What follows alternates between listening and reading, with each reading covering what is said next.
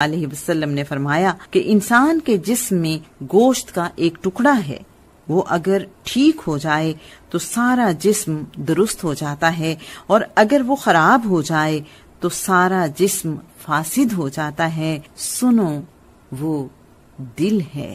حضرت امام غزالی رحمۃ اللہ علیہ کیمیائے سعادت کے صفحہ 81 پر دل کے متعلق یوں ارشاد فرماتے ہیں، حقیقت یہ ہے کہ عالم بیداری میں بھی اگر کوئی شخص ریاضت و مجاہدے سے کام لے اور دل کو غصے، شہوت اور اخلاق بد کے چنگل میں نہ پھنسنے دے، اس جہاں سے روح گردہ ہو کر گوشہ خلوت اختیار کر لے، آنکھیں بند کر لے اور حواس کو معطل کر دے اور دل کی عالم ملکوت سے مناسبت پیدا کر لے، اور وہ یوں کہ ہمیشہ اور مسلسل زبان کی بجائے دل سے اللہ اللہ کہا کرے، یہاں تک کہ اپنے آپ سے بے خبر ہو جائے اور سوائے ذات باری تعالی کے کسی چیز کی سدھ بدھ نہ رہے، تو خواہ وہ بیدار ہی کیوں نہ ہو، روزنے دل اس پر کشادہ رہے گا،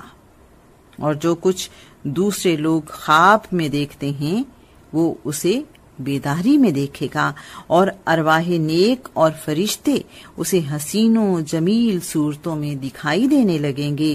ایسا شخص پیغمبروں کو بھی دیکھنے لگتا ہے اور ان سے فوائد حاصل کرتا ہے اور ان کی امداد سے مشرف ہوتا ہے، اور فرشتے زمین و آسمان کے ہر گوشے کو اس پر بے نقاب کر دیتے ہیں، اور جس شخص پر یہ راز کھل جائے اس سے کارہائے عظیم دیکھنے میں آتے ہیں، یہاں تک کہ ان کی صفت کرنا محال ہے۔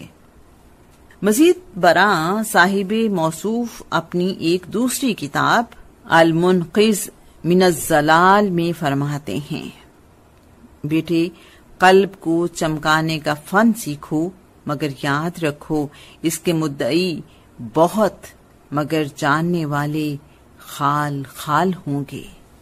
غفلت اور گناہ سے قلب سقیم ہو جاتا ہے، اور اسے قلب سلیم میں بدلنے کے لیے نسخہ شفا بازبان ہادی برحق صلی اللہ علیہ وآلہ وسلم صرف ذکر الہی ہے، چنانچہ ارشاد گرامی ہے۔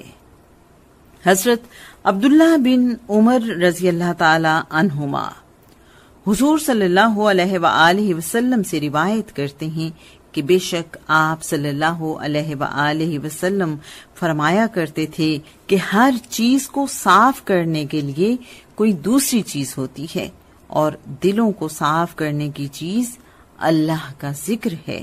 ذکر الہی سے بڑھ کر اللہ کے عذاب سے نجات دلانے والی کوئی چیز نہیں۔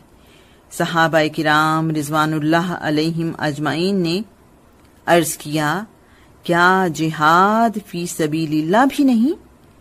فرمایا نہیں، خواہ لڑتے لڑتے تلوار کے ٹکڑے بھی ہو جائیں۔ ذکر الہی کے باب میں ارشاد باری تعالی ہے، سورہ الدہر آیت نمبر 25۔ ترجمہ، صبح و شام اپنے رب کے نام کا ذکر کرو۔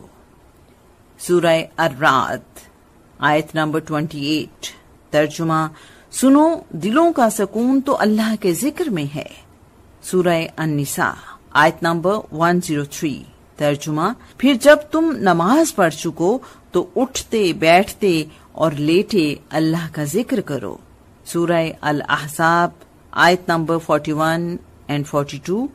ترجمہ، اے ایمان والو، اللہ کا ذکر بہت کثرت سے کرو، خصوصاً صبح و شام اس کی تسبیح کیا کرو۔ سورہ الاعراف آیت نمبر 205۔ ترجمہ، اور اپنے رب کا ذکر عاجزی اور خوف سے دل میں اور دھیمی آواز سے صبح و شام کیا کرو اور غافلین میں سے نہ ہو۔ ایک حدیث شریف میں آیا ہے، حضرت انس رضی اللہ تعالیٰ عنہ روایت کرتے ہیں کہ رسول اللہ صلی اللہ علیہ وآلہ وسلم نے فرمایا کہ مجھے صبح کی نماز کے بعد سے سورج نکلنے تک اللہ کا ذکر کرنے والے لوگوں کے ساتھ بیٹھنا اس سے زیادہ پسند ہے کہ میں حضرت اسماعیل علیہ السلام کی نسل کے 4 غلاموں کو آزاد کر دوں اور میں ان لوگوں کے ساتھ بیٹھوں جو عصر کی نماز کے بعد سے سورج ڈوبنے تک اللہ کا ذکر کرتے رہتے ہیں۔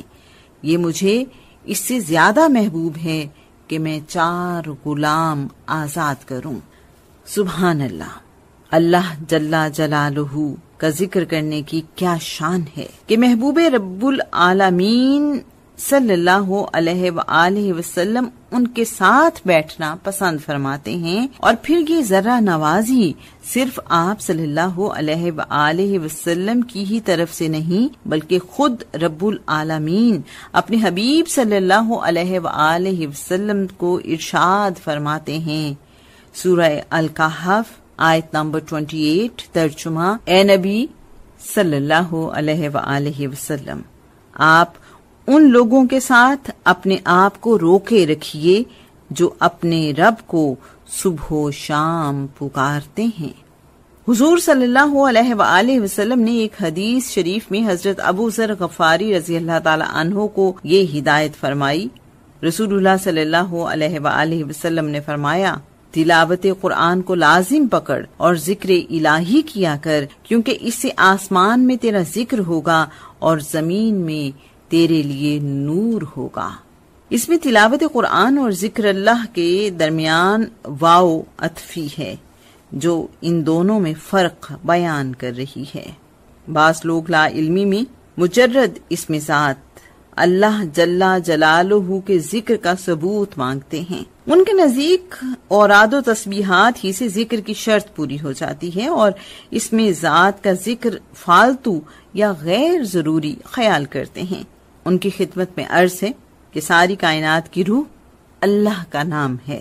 حضور صلی اللہ علیہ وآلہ وسلم کا ارشاد گرامی ہے کہ حضرت انس رضی اللہ تعالی عنہ سے روایت ہے کہ رسول اللہ صلی اللہ علیہ وآلہ وسلم نے فرمایا، قیامت اس وقت تک نہیں آئے گی جب تک دنیا میں ایک بھی اللہ اللہ کرنے والا موجود ہوگا۔